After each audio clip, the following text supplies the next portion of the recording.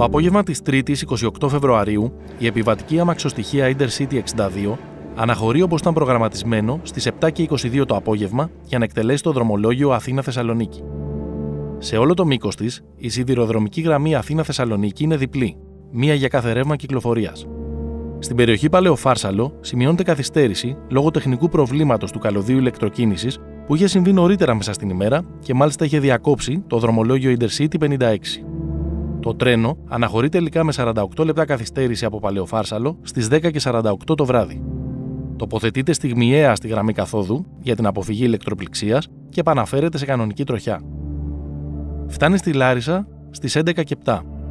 Αποβιβάζονται 81 άτομα και αναχωρεί στις 11:09 με 340 επιβάτες και 12 άτομα προσωπικό, σύνολο 352 επιβαίνοντες.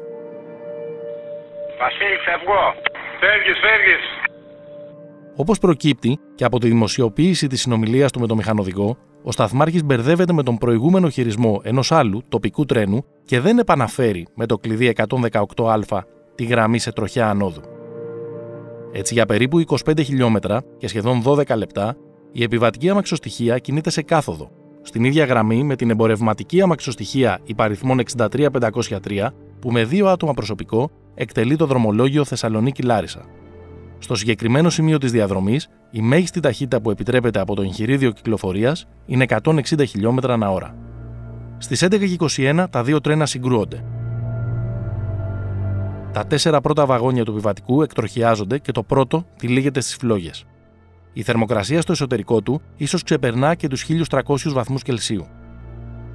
Στις 11:24, επιβάτης καλεί στο 112 και αναφέρει σοβαρό ατύχημα στην περιοχή Ευαγγελισμός Λάρισσας. Στις 11:40 φτάνουν στο σημείο οι πρώτες δυνάμεις της πυροσβεστικής. Στις 11:50 φτάνει το πρώτο ασθενοφόρο.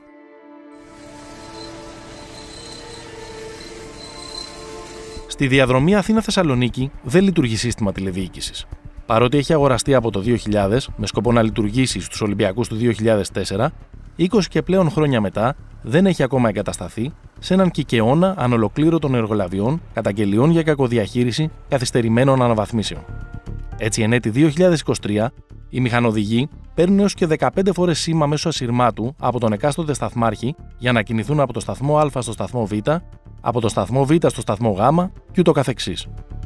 Στο δυστύχημα των τεμπών συγκεκριμένα, είναι εντελώς ανεξήγητη η καταγραφή από τον σταθμάρχη της άφιξης της εμπορικής αμαξοστοιχείας 63503 στις 11:05, ενώ εκείνη δεν είχε καν περάσει από το τούνελ των τεμπών. Πιθανότατα εκ παραδρομής θα την πέρασε για άλλη και αυτό τον οδήγησε να δώσει το OK στο Intercity να συνεχίσει στην κάθοδο, θεωρώντας πως δεν θα συναντήσει άλλο τρένο στην τροχιά του.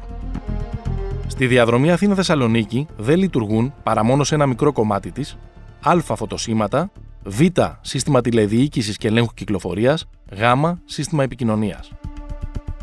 Έστω κάτι από αυτά αν δούλευε, οι μηχανοδηγοί θα είχαν εικόνα για την κυκλοφορία σε ακτίνα μερικών εκατοντάδων χιλιόμετρων και πριν συγκρουστούν θα είχαν απλά σταματήσει σε ένα κόκκινο φανάρι. Τα φανάρια απέχουν μεταξύ τους πάνω από 2 χιλιόμετρα.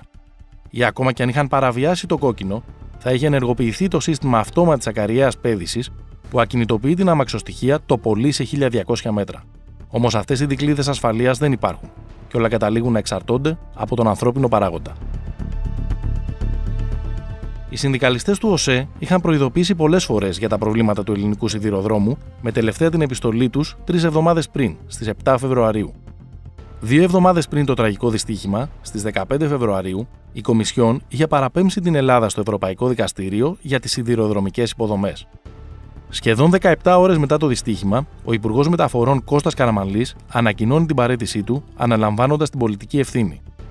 Αργότερα, σε μαγνητοσκοπημένο τηλεοπτικό του διάγγελμα, ο Πρωθυπουργός αποδίδει το δυστύχημα κυρίως σε ανθρώπινο λάθος και δεσμεύεται για απονομή δικαιοσύνης. Καθώς όλα δείχνουν πως το δράμα οφείλεται δυστυχώς κυρίως σε τραγικό ανθρώπινο λάθος. Μέχρι αργά το απόγευμα της 5ης 2 Μαρτίου, και ενώ η ταυτοποίηση των θυμάτων μέσω DNA συνεχίζεται, ο τραγικός απολογισμός είναι 57 νεκροί. Στην πλειοψηφία τους νέοι και νέες, σύμφωνα με τους ιατροδικαστές. Ο ακριβής αριθμός των αγνοουμένων παραμένει αδιευκρίνιστος.